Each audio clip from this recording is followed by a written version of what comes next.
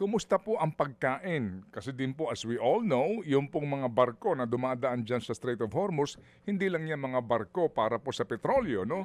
Yung mga papunta dyan, mga barko na may dalang food supplies kasi nga mostly imported po ang inyong pagkain. Kumusta po so far ang pagkain, sir?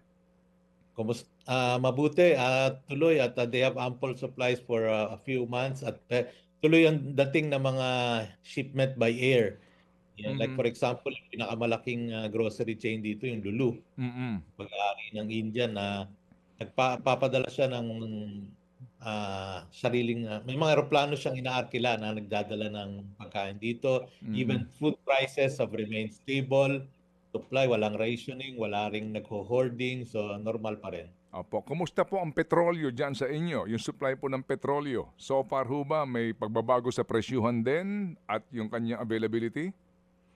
They're a big petroleum producer kaya hindi natin problema yan. Stable pa rin at supply is more than enough. Okay. And then sir, yung po bang, yung mga turista dyan, tuloy lang ho ba? Maliban doon sa mga, of course, no, siguro yung mga rides sa desert, baka apektado yun. Pero yung mga turista po dyan, sa ilang pong mga spots, no, tuloy ba rin ho ba? Mayroon pa rin ho bang mga turistang mga puti ika nga po?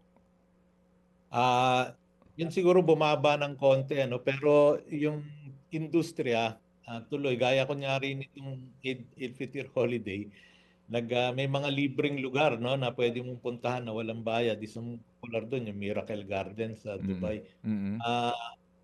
Pumila.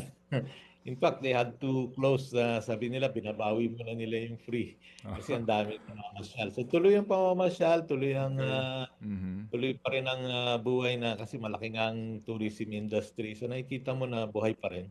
Mga kapatid, para sa iba pang mga balita at impormasyon, sundan niyo po kami sa X, Instagram, Facebook at syempre sa TikTok, True Network PH. Mag-subscribe din po kayo sa aming YouTube channel, True Network. May website din po tayo, truenetwork.ph at pwede nyo rin po kaming mapanood sa Channel 19 ng aming True FM TV. Lagi pa rin makinig sa radyo dito po sa 105.9 True FM dahil dito, lagi po sa'yo, kapatid. Ito tayo sa totoo, tunay at tapat.